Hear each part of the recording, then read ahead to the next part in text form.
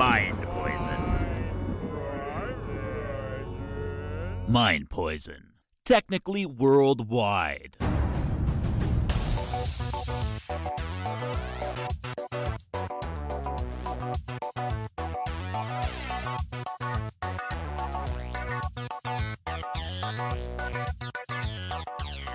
Hey, what's going on, everybody? Welcome to the Garth Brooks podcast, a podcast about all things Garth Brooks and others. We did this at the behest of Jesse over here, who wishes to start us off with an acoustic rendition of The Thunder Rolls. Now hold tight.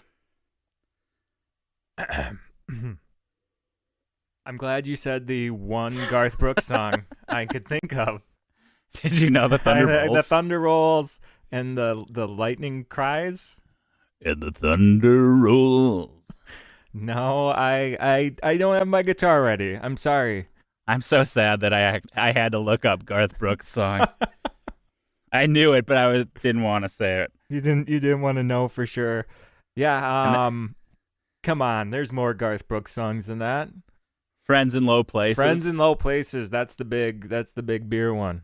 Oh, I got friends in low places where the whiskey's dry and the beer chases my blues away. That one? Yeah, it seems like I should have done the intro here. Throwing it to you. Here's Mark singing some of Garth Brooks' favorite songs. Best songs. I don't fucking know. We're just joshing you, everybody. This is still the Mind Poison podcast. Oh, we didn't have a drastic format change? We're trying to branch out. We're trying to, get those southern swing states. My heart was racing there for a minute because I thought we just changed the podcast and I missed an email or something. Oh, you didn't get that email? Oh, no. I think if we want to go real niche, we got to do a Chris Gaines podcast. His alter ego? Yeah, that went over like a lead balloon. That was a big hit. Hey, Chris Gaines, rock star. I will get some real nice bangs and a soul patch, though, to complete the Chris Gaines lookalike. Better frost those tips. I get that a lot. Jesse, you really remind me of Chris Gaines. You better get over to Walmart and get some of that L'Oreal frosting tip. I hope that's his name, because if we're getting that name wrong, there's going to be a lot of editing to do here. I think it's Chris. If it's not, who gives a fuck? So no more Garth Brooks, huh? Yeah, no more. What's going on? How was your week? Pretty good, man. Pretty good. Yeah, work's keeping busy. But nothing too crazy there. I have the feeling like I'm in for some troubled waters coming up. We've got a lot of people leaving the organization all of a sudden. And so that'll be interesting to see how that all pans out. Or make it sound like I'm in the mafia. Since I'm going to be all coy about where I work. But yeah, it'll be an interesting couple months. Hopefully it doesn't affect me too much because I'm sort of disconnected from the main part of things. But yeah, this is the problem you have when you have a rip-roaring Trump economy. Yeah, people can just pick and choose their jobs. They can. That's kind of nice. It is kind of nice. Have a little mobility if you so choose. Yeah. But I don't give Trump any of that. No, yeah. Well, I mean, it's mortgaging out the future. It'll work for a little while at least. Exactly. Yeah. Who said it today? It was maybe Bezos, was about his tariffs and all that nonsense. And the only group that's happy with the tariffs is the steel industry. Yeah, well, I gotta love steel. You gotta love that U.S. steel. Mm-hmm. But he basically said, tariffs, it's like the consumer gets those on the back end and by the way of taxes. Yeah. So that's how tariffs work. That sounds good. Yeah, he's only lining his friends' pockets, of course. But enough of that. We're not getting into Donald tonight. Yeah, well, on the bright side, maybe Shaq is working out for Steel 2 that will inevitably be happening. Oh, could you imagine how great that would be? Now that the steel industry is booming, we're ready. We're ready for a new superhero. Yeah, brought to you by U.S. Steel. Let's do it. I saw an article today that parents are paying for Fortnite tutoring for their kids now. Do you know about this Fortnite epidemic? I have heard. It seems, here's my frame of reference. It seems kind of like Doom. Is that accurate? A first-person shooter? I think it's more third person, and I feel like what's made it so popular apparently is that it runs easily even on really old computers. So it does. You can really strip down the graphics. Okay. To play it on a computer that basically doesn't work. So all these whatever people can be playing online. So I could use it on my computer, is what you're saying. You certainly could. You could use it on your iPad. Yeah. If I can use it to record a podcast, hopefully I could use it to play Fortnite, huh? Hopefully. Yeah. But apparently it's like a $2 billion game already. And parents are now paying $10 to $20 an hour for tutors for their kids to get good at Fortnite. Not only for social reasons, which is fucking ridiculous. Mm-hmm. Apparently the kids are getting teased at school because they're not good at Fortnite. One Ooh. dad was saying that now his kid can win 10 to 20 rounds in a row. Oh, proud papa. Yeah, Papa, go hang yourself in the closet. I mean, Jesus. Yeah, that would probably just make the kid play more Fortnite, though. Man, this might not be what you want. Isn't that his goal? More Fortnite. More Fortnite. Can you win anything? I don't know. I think they're doing tournaments, but the whole thing is apparently top-notch Fortnite players, like the video game industry in general, there's like professional gamers now, and they make a boatload of money, and apparently the top Fortnite players make 6-7 figures a year. Wow. And then this whole lower level of groups who aren't the top game players also just they have YouTube channels of them playing Fortnite or Twitch channels or whatever, and they just make a boatload of money. So people are banking that their kids can get in on this craze and make a little of that Fortnite. That Fortnite cash. Yeah. That's clearly not of our generation. I could not imagine wanting to watch someone play a video game. Like the whole point of the video game is that you're doing it, right? Right. So I think that's clearly a generational thing, because I know those streaming sites and YouTube channels and whatever, huge. But I just am like, why would I want to watch someone play a video game? Sounds like punishment for sure. Yeah. Well, I'm gonna set up my new Tetris channel.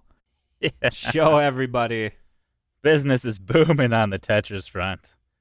I just think it's like, I don't know, it's kind of sad because you have parents, I don't know, getting tutors for kids to play a video game. Are they tutors?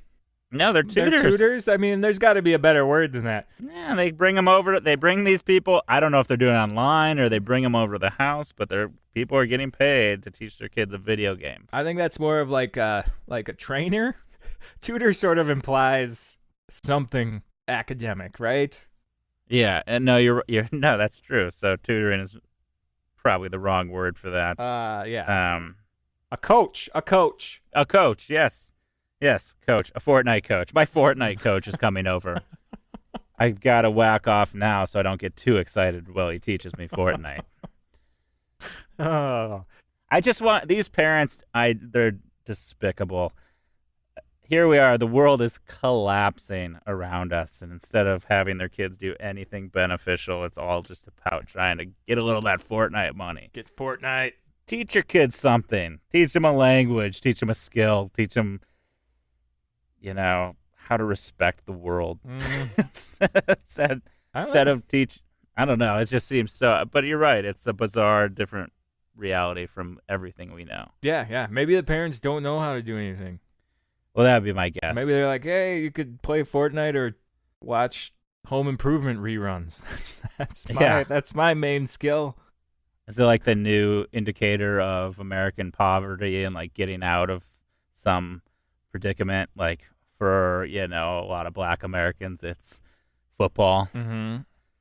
For poor Southern working class or non-working class drug-addicted whites, it's Fortnite. It's video games. Yeah, that's a good It's call. video game. That's a real. I just saw Ready Player One a couple days ago. Oh, how was it? Kind of similar. I kind of went into it with sort of a bad attitude. I would say I was expecting not to like it, and I thought it was pretty good. Hey, there you go. Kind of the Jurassic Park attitude, Jurassic World. Yep.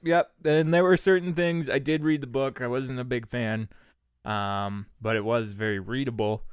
Yeah. But yeah. They changed some things that I didn't like. The things I like most about the book were not really in the movie, but it was kind of a long movie, but went by quick. Lots of little Easter eggs, if you're fucking Battletoads running around there for some reason, and all kinds of just weird little throwbacks or just weird little things in the movie that kind of made it fun. So, when was this book written? Who wrote that? I believe the author's name was Ernest Cline, and it came out 5-6 years ago, I would guess. Okay. Yeah, and it was a Spielberg film. Yeah. And pretty good. Stevens. Pretty good. Yeah, cool. But that's the total central idea of the movie is like it's pretty much ghettos across America, and everyone just sort of escapes into a virtual reality. That is our future as far as I'm concerned. Well, kind of is. I haven't read the book or seen the movie, but I've looked enough into this technology and where they think it's going and how it will just have the power to incapacitate people. I'll take it. Yeah, right. It all comes to horrible shit. Put me in a fantasy world. If I can't tell the difference, why not? Yeah, sign me up. Yeah. It begs a lot of questions. That of which we don't have time for now. No. So we're going back to the Garth Brooks podcast. And we're back with... Do you have time for a quick early round of Do You Give a Shit? Ooh, I'm not... I don't know if I'm ready. Again, you're changing things up. It's Garth Brooks. It's Do You Give a Shit? Right off the bat, I don't know. Hey, you gotta... I'm like a program director. Mm-hmm. You're really switching up on me here. Well, the ratings are high. You got to keep ahead of the game. Okay. This is no indication, ladies and gentlemen, that the ratings are anything but high. Oh, okay. Good. We're not pulling any sweep stunts. Yeah, this is the sweeps. This is the podcast version of a sweep stunt. Mm-hmm. Hit them with a game they know nothing about. That is a lot of the feedback I'm getting about us is will they or won't they? We gotta time that out, Yeah, we do. Yeah, so think about it when the podcast sweeps come around, we really gotta rev it up a little bit. Yeah, well, that's what this is, ladies and gentlemen. We're in a marketing window right now. Our main sponsor is about to drop out, and they've demanded some change. Okay, whew. Well, we love you, main sponsor. Yes, this episode brought to you by Main Sponsor. We all love Main Sponsor. They sponsor well and they do it right. All right, you ready? Absolutely, I think I'm ready. Although, I will say, not really out of gas at this point. I'm not sure if I'm going to be able to be real quick about these topics, but we'll see what you got. Well, we can go semi-quick. Semi-quick, okay. Whatever Main Sponsor wants, Main Sponsor gets. Main Sponsor. 3D printed guns. Making a little splash. Started downloading copies of AR-15s for 3D printing. As of today, a judge injuncted this and has stopped it, but, the process has begun. Where do you stand on the old 3D printed gun?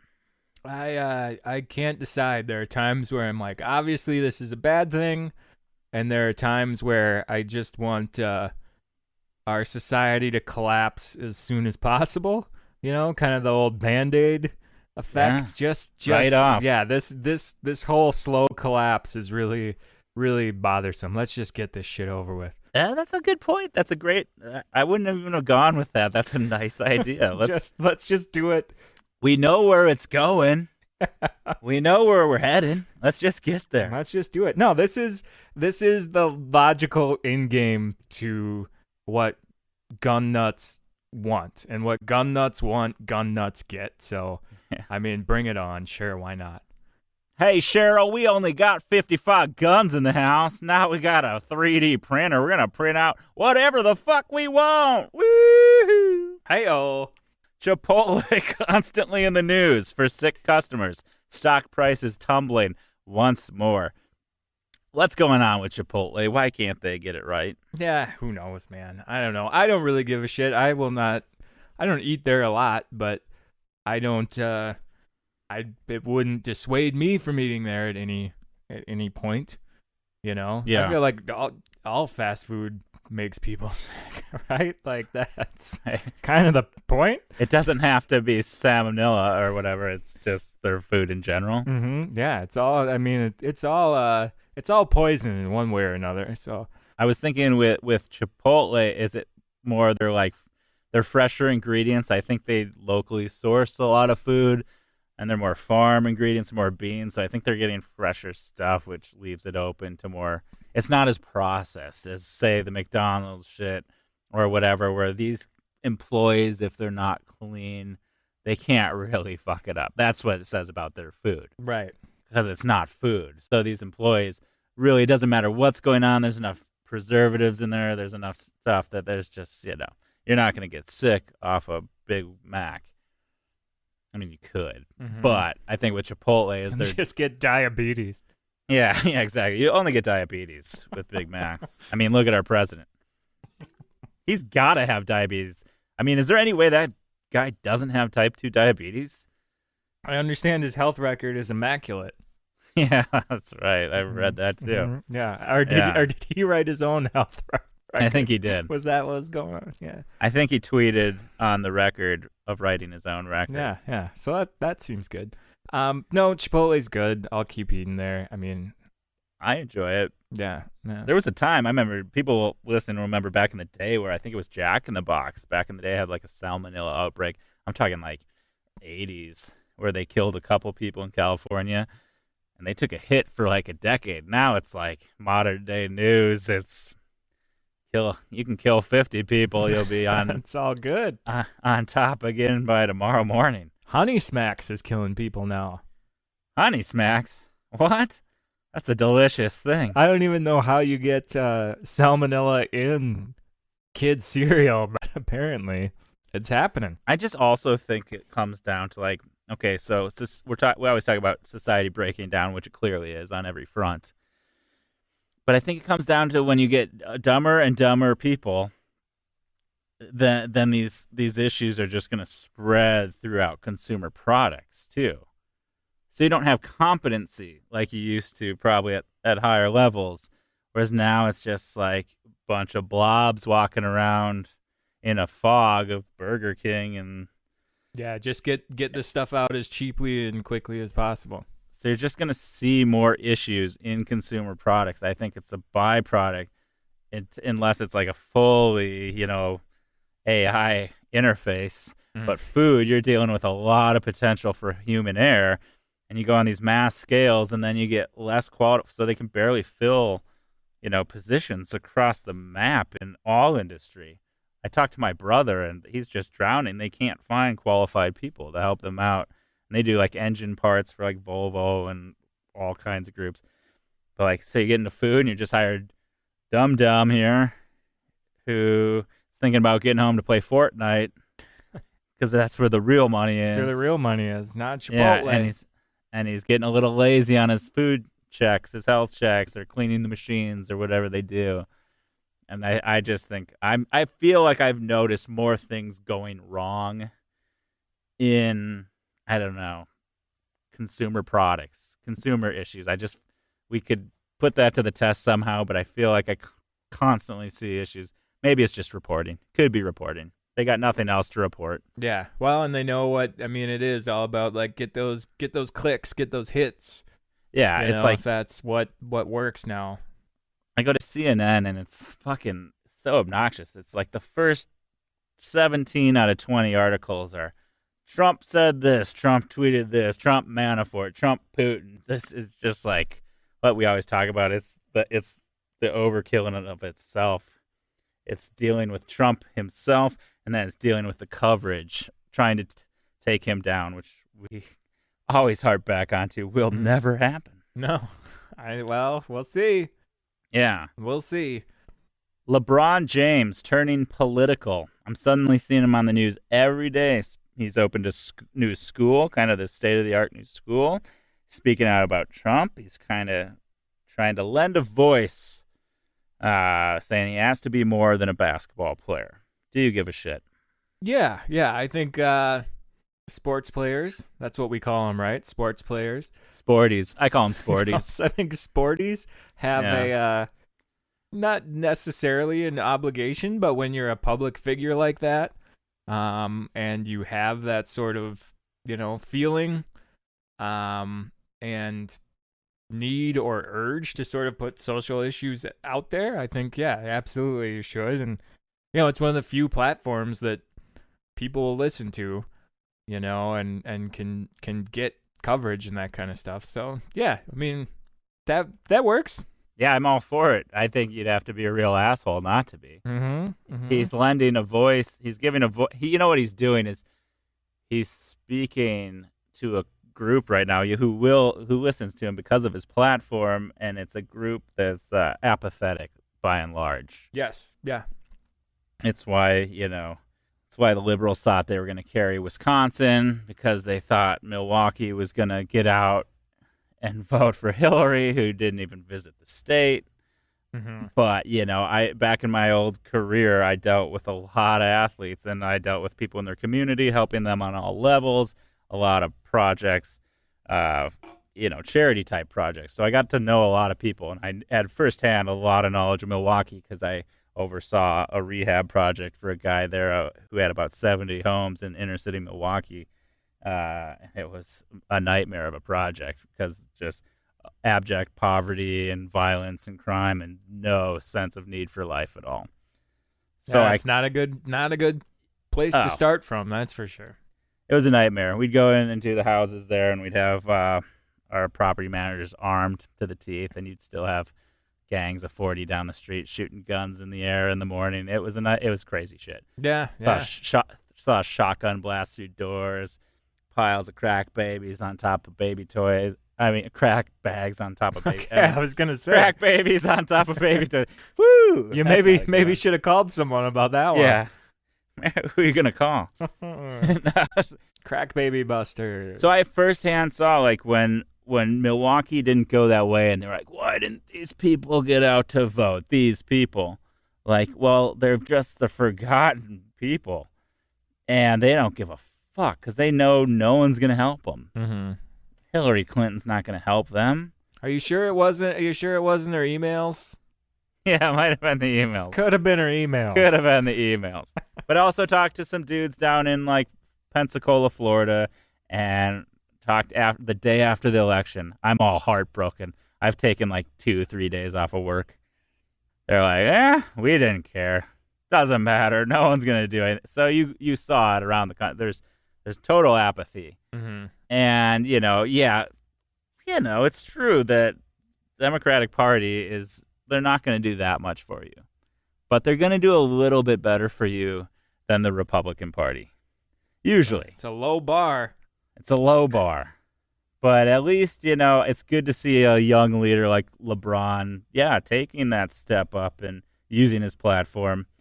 So all the credit in the world to him. Yeah. And hopefully, hopefully he can reach some minds. Yeah. Did he, I saw some pictures of him. Does he have a sweeter beard than he used to have? It's like a squared off kind of beard. Yeah, I don't know if is he gonna? I'd like to see him with a Karl Marx beard or something.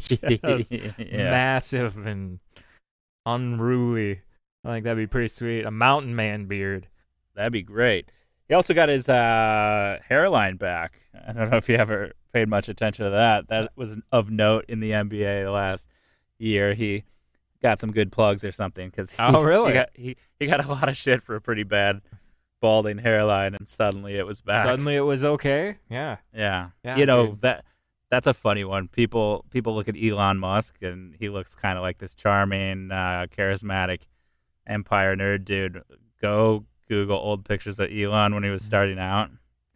Super nerd. Super nerd? Yeah. Super nerd. Hilarious. I don't know how much people think he's charming after the whole that diver's a pedophile thing. He's losing it. Jeez. No, absolutely. That was a bad move, dude. That was a big misstep. Yeah. Well, usually calling a hero a pedophile does not go out over well. That was kind of like, I mean, he's had obvious missteps, but that was he's been sort of this untouchable mythic character in America, like potentially the savior type.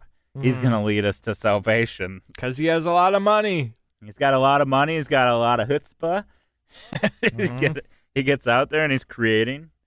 And I'll give it to him. That's a bad step, clearly. But that was one of the first times I could remember being like, ooh. And 100% being like, ooh. Yeah. Like, you're bad. The wrong side here, dude. Why did he call him a pedophile? Because the guy he called a pedophile criticized him because instantly Elon's team went into making like these little like almost submersible stretchers to try to bring the kids out. And the guy was like, they wouldn't work here.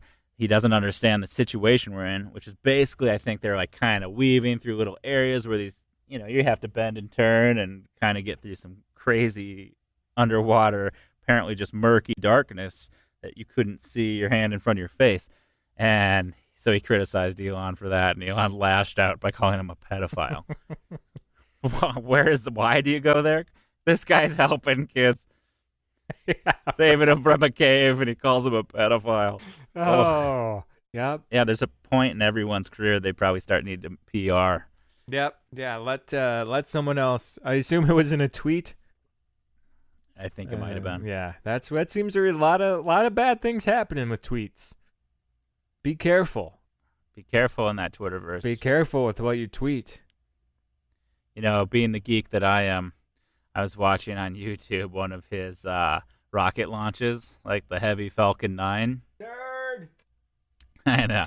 So I'm sitting there for like 20 minutes on the countdown while they're explaining everything and getting all the engines going. And then, sure enough, goes up into the atmosphere, and part of it comes back down and lands perfectly.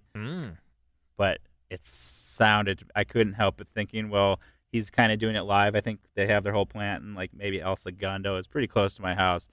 But all the workers were cheering like for the whole time while it went successfully. But then it just went on and on and on and on and on, and it started to sound very cultish.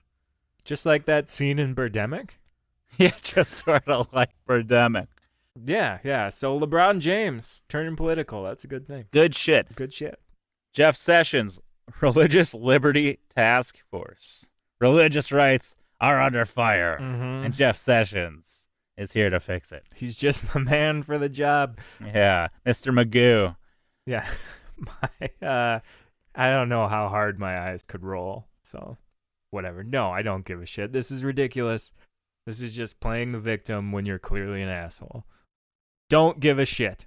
Don't give a shit either. Okay, this one I love. Black guy wears a Washington Caucasians t-shirt to show the hypocrisy of the Redskins name. Yeah, I kind of saw a picture of it. It was just looked kind of like the Redskins logo, but just was a white guy. I don't really, because it's such an obviously blatantly racist thing that that's not going to compute to anybody who, like, that's not going to change anybody's mind, I don't think. You know what I mean? Nothing has as of yet. Yeah. I mean, it's like, it's just straight up, clearly, obviously racist. Yeah. Plain and simple. Like, so if you don't realize that already, I don't know what's going to change your mind. Right. My favorite one that I always threw out there, and I'm not saying it was mine. Might have been mine. I'm sure it wasn't. I always said, just try turning that name to the Washington Blackskins. Seems fine. Yeah. Call them the Washington Blackskins and ask yourself, is that racist? Nope. Seems good. If you find that that's not racist, then let's not change the name. Mm-hmm. Yeah, and it's gonna change at some point. Either that or the NFL is just gonna become like the next, NASCAR, and right. Might as well just wave the Confederate flag in every fucking stadium with the way it's going now. But yeah, I'd like to get Donald Trump's official statement on this. I'd like to see where he lands because he hates the NFL, but he might want to protect this one. But I'm sure he hates Dan Snyder, so it might make his head explode. He might just blow up. Mm-hmm. Just blows up and Big Mac splatters your screen. Just scanner style. Yeah, I give a shit, I guess. I like any attention brought to it, so I thought it was funny. Yeah. So someone went to the farmer's market this week. Who went to the farmer's market? Jesse went to the farmer's market. Who loves the farmer's market? Jesse loves the farmer's market. I don't know that I love it very much. And honestly, why is that? Well, why is that? Why is that? Well, why is that? We ended up there on accident. Not really on accident, but we were just sort of tooling around on our bicycles, and we're sort of nearby, and we're like, yeah, let's see what the farmer's market has to offer. And way too crowded. Okay. Right. Yep. And we're kind of like organic food people. And they have just like, even though I like the idea of like supporting local farmers and everything, the organic food kind of a deal breaker. As in they didn't have much organic There food? was nothing. I mean, there was like 2 stands, and I don't know if it sells out fast, but the one organic stand, it was like the most pathetic thing I've ever seen. It was literally, and I'm not exaggerating here, 2 cucumbers and like 3 cloves of garlic. Jeez. So either he sold out of everything right away, or he was just like the most ill-prepared farmer's market person in history. Can you imagine a table with 2 cucumbers and just a couple cloves of garlic? Hey, it's organic though. I bet he did. I bet he sold out real quick because that's what people demand these days. Yeah. The other stand just had like plants. Like, hey, you want to go to the farmer's market and eat something in 3 months? We're your guys. But there wasn't like other shit? Just no, non-organic? No. Well, there was a ton of other food. Okay, but like non-organic stuff. Oh, so organic plants. Yes. Yeah. Well, I guess it's as long as you're not spraying them down, they're pretty organic, and it's up to you what you do with them. So there was a ton of like chemical-free, no sprays. So I don't know if it's just like a certified thing or I don't know, but whatever. There is an organic farmer's market in the cities, but not in St. Paul, not the one we went to, and it was a little disappointing. It's got to be because I mean it's sort of a privileged thing to say, but or it's got to be, especially on like the Dirty Dozen and stuff like that, and fruits and spray veggies. You got to be crazy not to be doing organic on that stuff with the info we have now about the chemicals they're spraying on that stuff. Mm-hmm. Strawberries, that's something you should like never do non-organic. Same with pretty much apples, anything like pears, peaches, stuff like that. Get organic because the chemicals they put on that shit, you don't even want to know. You don't want any of that business. And I think what you saw is probably like a certain amount of farmers saying, this organic thing, it's a fad. Mm-hmm. Well, but then what it also kind of made me think was like, how hard is it to get certified organic? Like maybe you just don't go through the steps. There's a ton of stuff, like we look at ingredients all the time, being vegan. And there's stuff that's like, well, from the ingredients, this seems like it would be vegan, but you can't put the label on it unless you're certified. Right. So I don't know if that costs money. I'm sure it does. And that's just not part of the business cost, you know what I mean? So maybe it's the same with organic shit. I don't know. I think it's like anything. It's like it does cost money. It's probably tough to do, Hell yeah, it's a lot more work to take care of an organic crop. We see them out by us on the way to the mountains. There's fields that have signs, do not spray. Organic field, do not spray. And I don't know really who that's for. At first I was like, what random asshole is going to come along and spray your crops? Now, I've also seen out here on non-organic fields, I've seen the crop dusters flying right over and just spraying the fuck out of rows of corn. I know people who had an organic farm and some crop duster fucked up and there you go. Sprayed their shit and their business was ruined for like 4 or 5 years. That's crazy.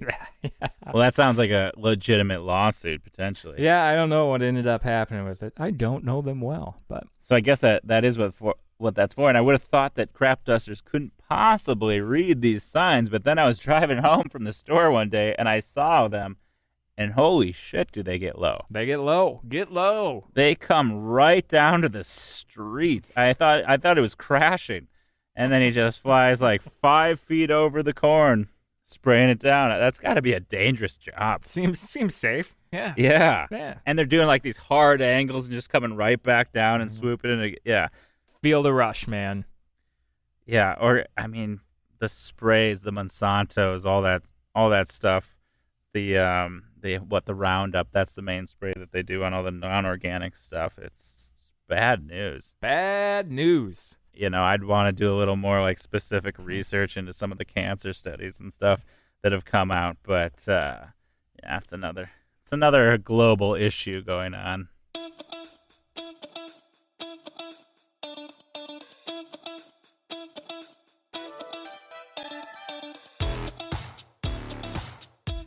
I've always thought like I'd love to go into, Whole Foods does like, keep or donate your bag refund. We always donate.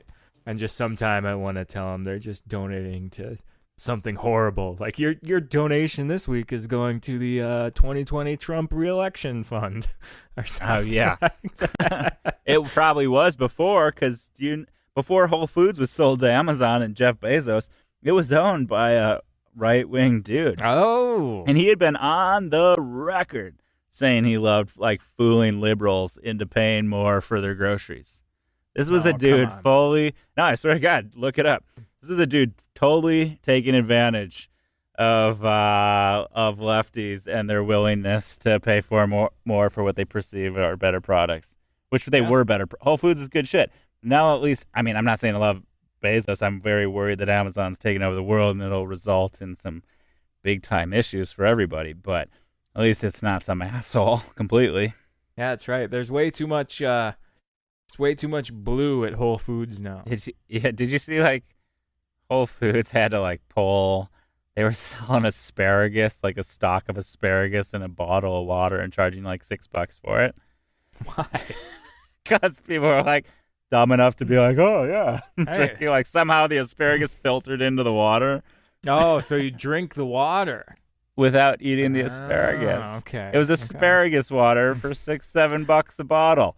And it like cost them whatever to do it, and they actually pulled it because they're like, this is the type of ridiculous shit that we're getting. That we get a hard time for? Yeah. Well, $6 to $7 for a bottle of water would be a good deal at the state fair. Yeah, that would be a good deal. Hey-o.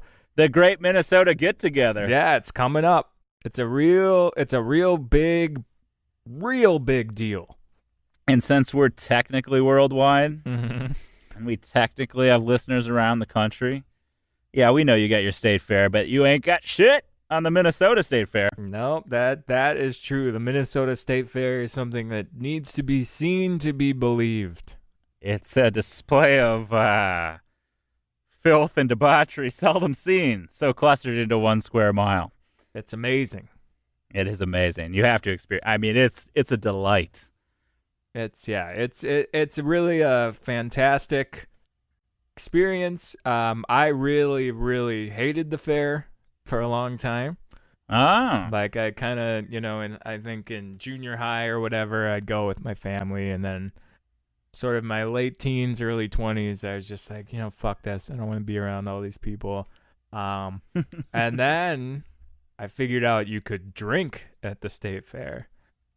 And man, does that change everything. It's amazing.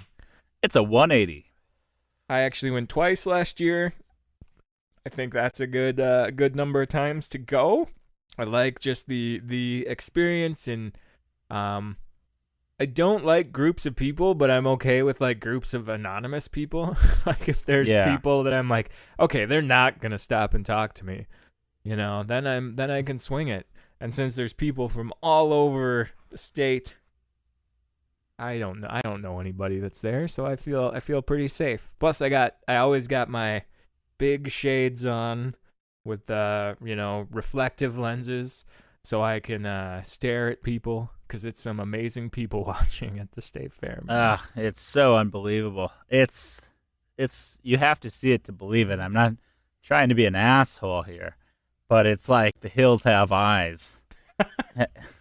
have come out. It's like they saved all year long to come out and eat everything they can fried for one afternoon. So we start with our deep fried cheese curds, which everyone in the Midwest knows is like a delicacy.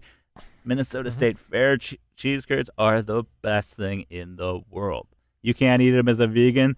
They're greasy, fat delight. I will not underestimate that a little tray of these dripping, gooey goodnesses is like 5,000 calories. It could eat anything at the state fair could easily exceed your weekly recommended allowance from the FDA. Oh yeah. And so everyone listening knows everything it's like the thing about this place that everything's deep fried. So they deep fry, pickles. They have deep fried Snickers bars, like a million things. Deep fried alligator, deep fried cotton candy, whatever they have regular stuff too. They have the Martha's cookies, which is our delight. You get a box of like 50 cookies and walk around eating a box of chocolate chip cookies. A giant bucket. This is no joke. A gallon bucket. Yeah, it's like what the gallon ice cream comes in. Mm-hmm. Oh, and it's a bucket of cookies. And you will never see anything like the people walking around at the Minnesota State Fair. Yeah, and they're lovely people. Lovely people. It's a great get-together. It is. That may be the slogan. The great Minnesota get-together. And it truly is. Like, it is. I mean, it's really like a perfect encapsulation of, I don't want to, maybe Minnesota, maybe the world. There's a lot of just disgusting shit there. But it's really kind of beautiful at the same time, because you do honestly get people from every walk of life that you can imagine. Like everybody goes to the state fair to across, class boundaries, racial boundaries, everything. You see everybody there, and everybody's having a good time. And yeah, it's fun. Yeah, we're not talking like a little fair, folks. This is like it has a few million people visit over the course of the 2 or 3 weeks, I think. Yeah. It's a big deal. Yeah, but it's awesome. So, we go from organic and, fruits and veggies to the Minnesota State Fair. It couldn't be more of a 180. Yeah. But I go there. It's a little tricky eating vegan at the state fair, I'll be honest. Yeah, what do you do at the state fair? There's a couple things. You can get, the French fries. There's a big, like, fresh French fry stand that you can buy a big. Oh, those are good. Bucket of them. Yes. Yeah, those are good. There's a couple things in like the Global Village. There's a good thing called Island Noodles. Okay. And some Holy Land that's like kind of falafel and some hummus, that sort of stuff. So it's it's a little struggle sometimes, but there's kind of more and more things popping up, and honestly, I'm there for the beer anyways, so So you're there for the beer. Are you so? I mean, I'm sure you are. I just have to ask it. You're so long gone. That's not the way to say it, into veganism. So far gone, man. You're so mind fucked into veganism at this point. No, I'm just kidding. But like, do you ever see anything like a cheese curd and get a craving, or is that just dead to you? There are times where you see or smell things and be like, oh, that looks good, or that Yeah. smells good. Like, I have coworkers bringing stuff back that, or meat that I'm like, that smells good, legitimately. But it's not even on the table. Yeah. That it's like, so I can acknowledge something is looking good or smelling good and just knowing I'm not going to eat that. That You know what I heroin mean? high looks fun. It But really there's does. no way I'm doing it. Yeah. Yeah. Yeah, no. I mean, didn't you even say, like, and I kind of get this, I guess, like, they have a fake beef now that apparently is almost, you can't tell the difference in the taste. And it even is, what, a little pink? Yeah. There's a lot of that going around. I've got a couple burgers and brats this summer that are, bleed and See, I don't need come I out. don't need the bleed. I don't know why you'd need. Let's just get a medium well cooked dog that tastes, And didn't you say that I believe your wife won't do it because it's part of the whole process that grosses her out? Maybe you don't do it. Well, either. it tastes that it's like, oh, this is a little too accurate. And is it really? I gotta get some of those. Yeah, I mean, I think Is it junk food though? Is it vegan junk food? Yeah. I mean, it's that's the thing with like eating vegan. It's not inherently good for you. Yeah. I think there's like this kind of idea, like you can get vegan food that's shitty for you. Like Oreo cookies are a classic example of accidentally vegan. Yep. There's my favorite Doritos, the sweet and spicy chili Doritos. Our vegan Chex Mix. I mean, you can eat that shit. That's not good for you. Oh yeah. But so you still want to like be careful about it. But yeah, I think those brats and burgers are probably not great, but I mean, I think the idea is we're trying to cross over. Right. And that's the long-term plan, is to cross over and get meat eaters into this stuff. So maybe it'll work. I don't know. Yeah, hopefully it does. The other thing we've discussed a little before is, and who was pumping big time money into this, maybe Gates and Warren Buffet. Mm-hmm. But the whole Warren Old Country Buffet. The whole lab grown meat.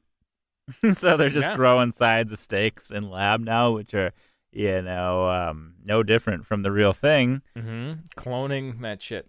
Yeah, except we won't have the byproduct of raising cattle, both on the land and the atmosphere, and that's an amazing step forward. Yeah. Meat's not great for you, there's no doubt.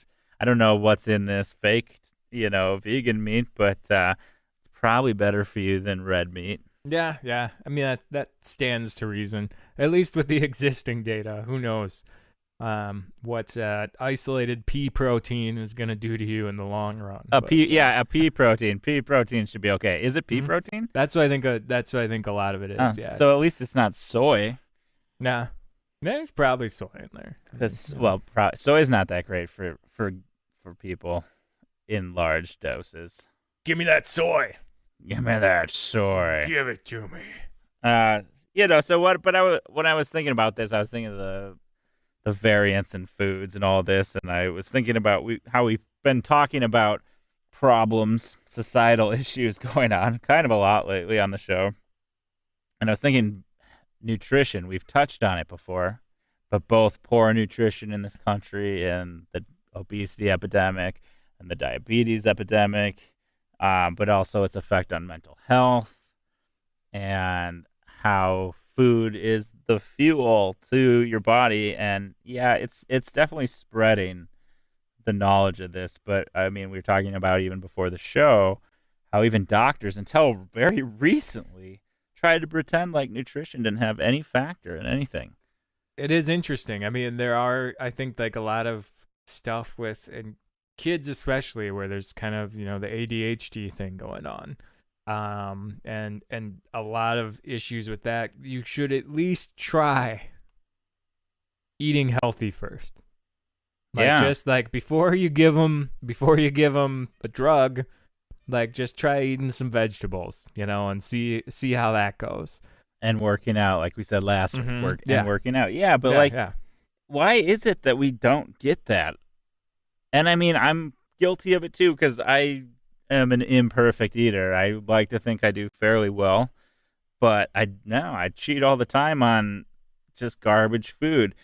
And why is it that we're raising like if you're a parent, I'm not calling any, I'm not trying to say that everyone won't mess up, but like I know poverty plays into it and food scarcity can potentially play into it in rural populations. But man, you're raising a little human you. Like, wouldn't you think? And now I think it's kind of the deal where our parents back in the 80s, we didn't know any better. Yeah, totally. Because the sugar industry had rigged everything. They bought off. They like hid studies that they knew this shit was cancerous since the fucking 50s. And they paid the right people off and pushed everyone. We were down in a fucking case of Coke a day as kids. La-di frickin' da.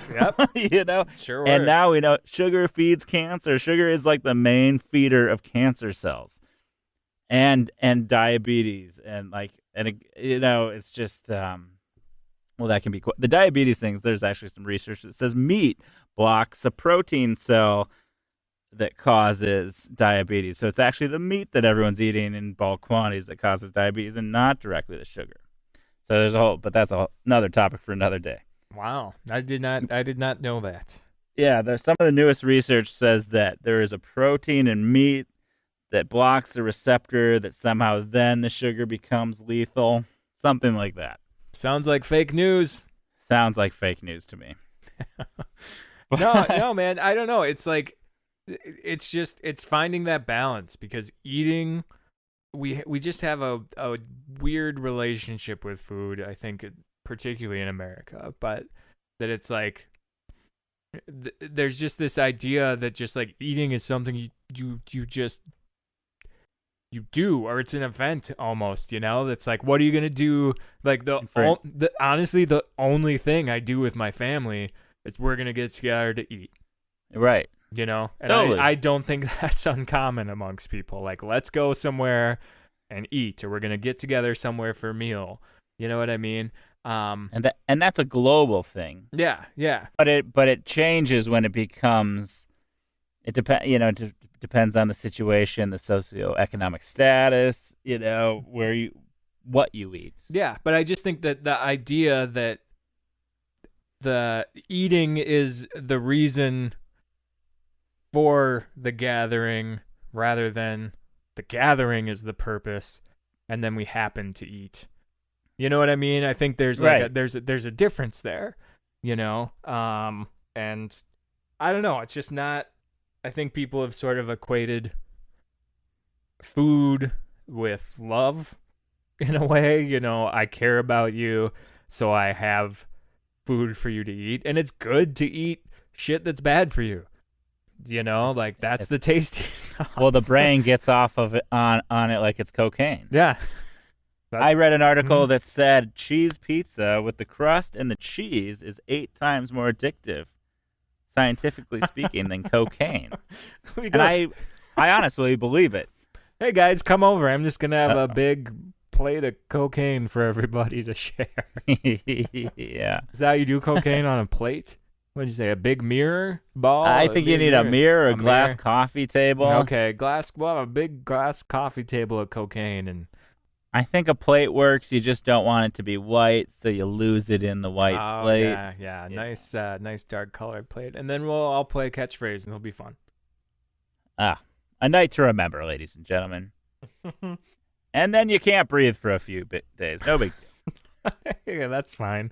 Sometimes, hey, I've had some greasy meals where I can't breathe for a few days. So oh God, no judgment here. Or you're stuck. The worst. This is a modern culture thing. You're stuck in a situation where you've just had real shitty greasy food and the heartburn's kicked in, and you've got no access to antacids. No. That is a miserable time. Yeah, see, I don't get that a lot. See, you're a vegan. That's probably why you're not down in a lot of. I think it's a lot of cheese. The carbs, I think, too, a lot, so you could get those. But it's the grease, it's the cheese. Yeah. I'm pretty good when and I can always tell I feel like I'm pretty in tune with my body now that I eat well enough that like I can tell. I feel the food in me. I feel the food in me. I feel the food. Like just the other night, I ate a big ass pepperoni pizza deep dish. Like at the end of the night of a drinking, and immediately I was like, I have to go to sleep. You know? You're just done for. There's nothing you could do in that moment. You're done. Yeah. Yeah. Whereas if you eat light and healthy, it's a little more disciplined, but you get the benefit of feeling really good. Well, and that's, I mean, how much of that is an age thing too? You know, in your 20s, you could have that pepperoni pizza and be good to go. You know, we don't recover as well. No, and that's totally it. You don't. You gotta just kind of be more. It's gotta be more mindful when you're, in your late 30s like me, or like 50 like Mark. Late 60s like me. No, it's true though. Think about it though, because like we take our age and health kind of from modern culture and availability of health for granted, but we're going on 40 in the 1890s. We would have been dead 10 years. Maybe there was like some crazy average ages going on not that long ago, like 28 and shit. Yeah. I'm not saying that was Wild West average age, but it was, we'd have to look that up. But let us know if you know. mindpoisonpodcast@gmail.com and hit us up. Yeah, I would not have done well in that era. I don't think I can. I don't think I would have either. Yeah, I'm not. I'm not that rugged. I'm just gonna say that right now. You kind of know from knowing me, but I have the feeling maybe over the last 20 episodes, maybe the listener could tell, not a real rugged guy here. Yeah, well, I was. I might be a little more rugged, but I was born with really bad eyes. Yep. Okay. So back in the day, they would have just put me in a corner. Just would have said, "Go." Wait, like right away you had bad eyes? Like they knew from I was wearing glasses from probably 7th grade. Nerd. And it progressively got worse and worse. So I had eye surgery about, I don't know, probably about 8, 9, 10 years ago now. And they brought me from a -8 in each eye, which if anyone knows anything about prescriptions and glasses, that's very blind. That's legally blind. So they brought me from that to about, at first, a -0.25 in each eye. Now it's settled down at a -1. So I wear glasses, but I can get by. If I had to drive without them, I can. I can definitely will go. Most of the day, I'm not wearing them around the house. I don't wear them when I'm, writing or anything. But, I couldn't see shit without that eye surgery. I couldn't see the glasses on the bed next to me. I for sure couldn't see your face on the computer a foot away from me. Yeah, it was like that. So I feel like if I were from another time, God, if I had, I might, kind of athletic, kind of mountainy, but dude, leave me out to hunt back in the day. I think I would have been totally fucked. You would have just been, you could have been swiped up by a predator and no one would know. Hey, look at that. A bald eagle's got him. Swoop. No, I didn't know that. I mean, I knew obviously that you wore glasses. So did you get was it like a LASIK thing, or they put some new eyes in you from? I got a LASIK. I'm a real hack in LA. Yeah. I swear, I think I went to a mill, dude. I was young and stupid. I went in and they sold me on it same day. Oh God, they took I remember I went home and they picked me up. They offered a ride service. That's how much of a mill it was.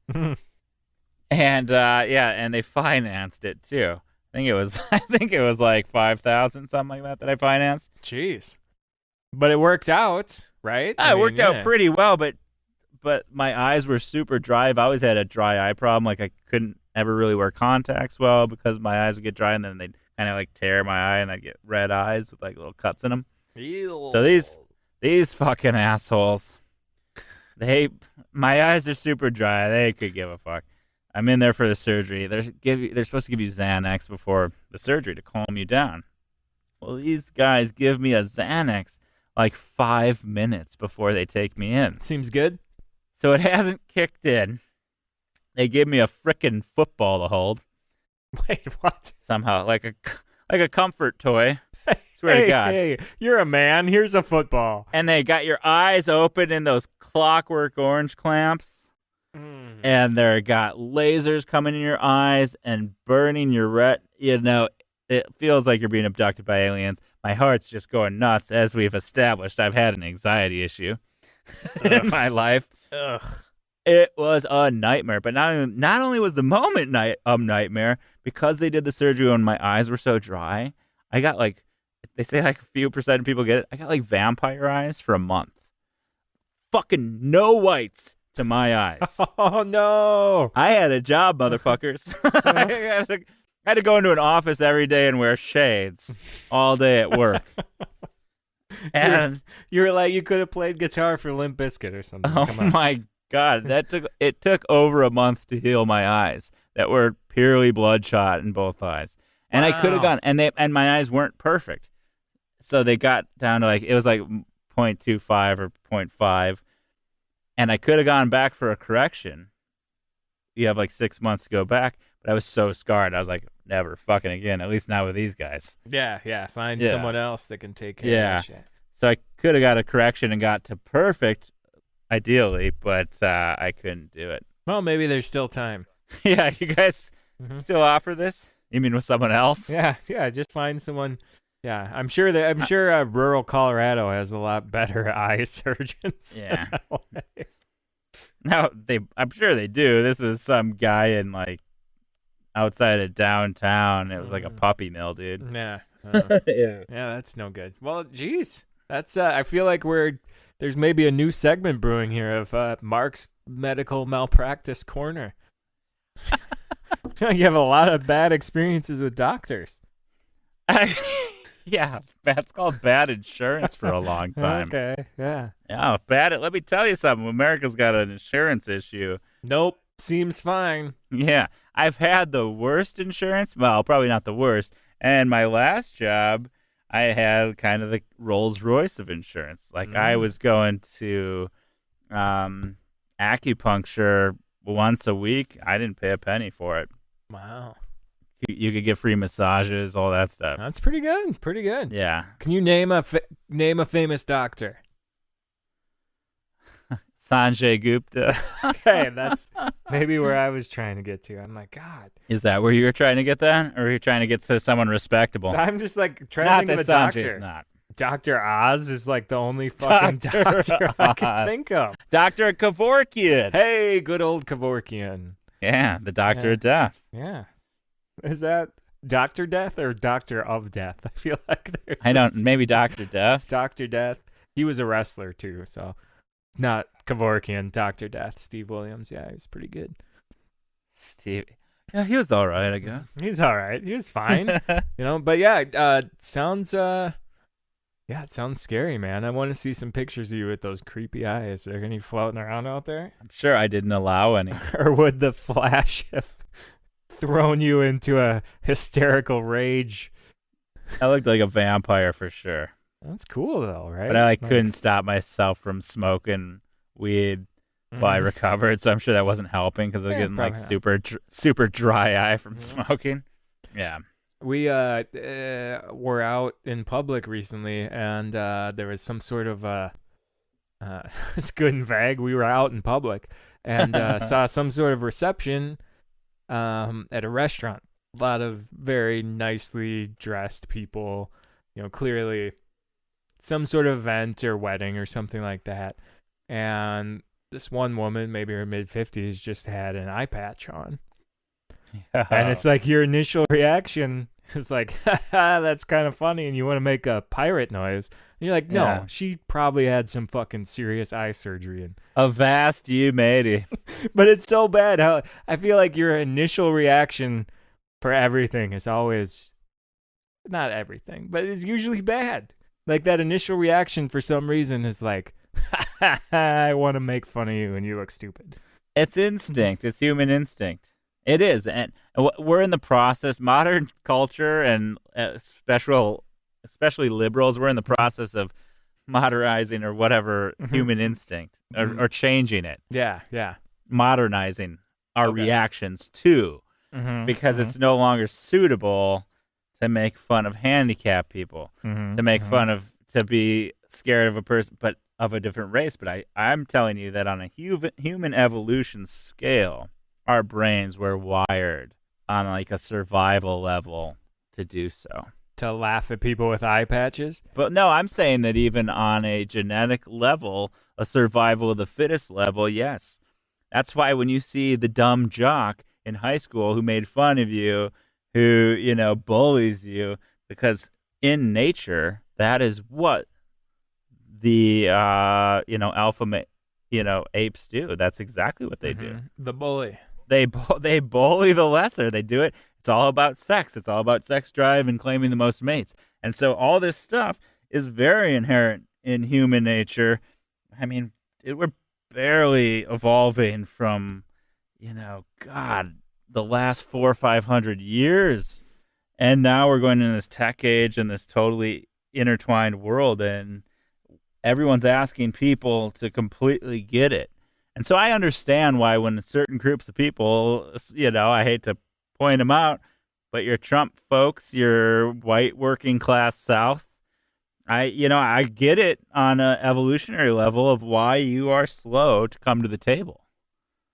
Especially when you're in a culture fighting it and you have joint kind of like, there's whole situations when people think they have diseases together because they hang out in the same groups and stuff like that. It's like, whatever the word for it is, you have like a shared fight or a shared belief. So I kind of get that, but it's innately human to want to make fun of a handicapped person, and we're learning. We're evolving above that, and that's a good sign. But I think it's hard to expect everyone to be there at the same time. Yeah. But at the same time, you can hope and expect that they can. You know what I mean? Like that's kind of I feel like where we're at right now. Just to be like, yeah, it's not okay. Or no, in terms of the public sphere, it's not okay. You know what I mean? In terms of your interaction with other, do what you want at home. If you want to be an asshole amongst your like little group of friends or whatever, right? Do what you're gonna do. But in terms of like a public sphere and public policy, like this is where we should be. And I feel okay calling you an asshole if you're not. Oh, and they are a fucking asshole because their fucking asshole president has given them carte blanche, like we've talked about, to do so. And that's the problem. All these people were kind of getting pushed away. And they're like, I can't be like this. Yeah, I can be like this amongst my friends. And now they feel, and they do, not just feel, they've been given the opportunity to backlash completely. And that's where we're at. And but that's progress too. So it's such a wider dynamic than we can discuss or figure out in this conversation because nope, we're doing it. We're staying here until we've got all the problems figured out. Are you with us, ladies and gentlemen? Are you with us? We're going to record live for 25 years. Hey, Mikey, you did it. You did the longest podcast. Ooh. Hey, there's an idea. You think Guinness Books got something on this shit? Longest podcast? Is that our way into that old paperback? Do they still have a Guinness? That was like the one book, the Scholastic Reader came around or whatever, where they gave us like pages in school and you picked out a couple books. It was always the newest Guinness book was the first one everyone got. You're a real Guinness Book of World Records guy? Well, not currently, but in the 5th grade I was. Do they still have them? I'm sure I guess they do. They got them. Yeah, I was, I think I talked about this on a long ago episode, but was it the Harlem Globetrotters game? Oh, yeah. And one of the halftime, some of the halftime entertainment was on the big screen about, like, the tallest basket ever shot. What was it? I don't know. Somewhere between 99 feet. I think between like 60 and 100. It could have been 200. I don't know. Tallest basket shot from the ground. So they brought a basket on a crane. And the shooter had to be on the ground. The shooter was on the ground. Yeah. Okay, that's a good one. At least it's not on the building, because that would be bullshit. Yeah, yeah. And he just reverse grannied it up there. And yeah, swish. I could spend a whole afternoon trying that shit. Yeah. The reverse granny. No, shooting the big basket. Oh, shooting the big basket. Yeah. Yeah. I don't know. Sounds like a few beers and a good time. Yeah. Well, I think also a crane. That's probably a crane and a hookup with the Guinness Book of World Record people. That would be what you don't know really where I live. I got crane access, bro. Oh yeah, that's a real real thing to brag about. Dude, I can get a crane. You want a crane, man? Oh, I got crane access. What yeah, I don't know. I got nothing. I don't know. We've bottomed out. We have bottomed out. We're going till we're done. Yeah, that's the mind poison way. Sometimes it sucks. Yeah. Hey, do you like awkward silences?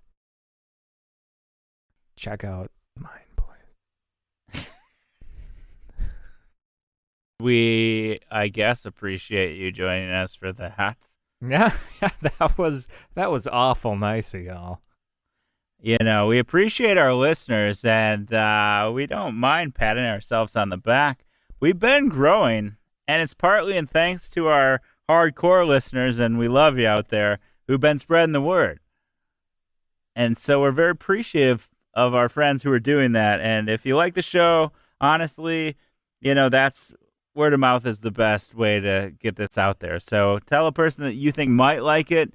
Rate and review us if you have the time on your favorite format, and we really appreciate you. We're having a lot of fun doing this, and we certainly look forward to these conversations every week. Yes, to at least 21 more episodes. I feel like we've lost count, but this is the 21st episode. That's exciting stuff. Yeah, 21st, very exciting. Yeah. This is our Mind Poison's Power Hour.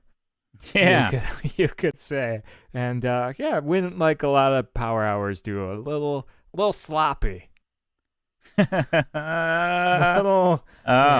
you have the whole 21st birthday American tradition of like 21 shots? No. I had gross, disgusting shots on my 22nd birthday.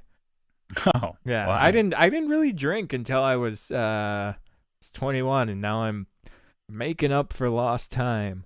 Yeah. But yeah, I didn't go out. I didn't do the power hour thing. But on my 22nd birthday, I went out and had all the disgusting, tequila and Tabasco sauce, and God, all that fucking stuff. Yeah. gag me, gross. Yeah. Tequila and Tabasco, and Jaeger and Goldschlager, all the shit people were drinking back in the day. Oh, hopefully kids aren't still being subjected to this stuff. Yeah. I don't know, man. There's some of that liqueur. Just don't want to do that. But tequila and Tabasco, maybe that's next time. We'll do that. We'll do that shot when we're together. Put it on the show. Yeah, we absolutely can. That'd be a great time had by all. A great time. Yeah, we want to hear Mark vomit on the show. Here we go. All right. With that, we'll let you go. Class dismissed, motherfuckers. There it is. Yeah, we love you. We love you. Thanks for joining us. He doesn't mean it. He just says that shit. Oh, come on, man. This has been Mind Poison. Scary. Real.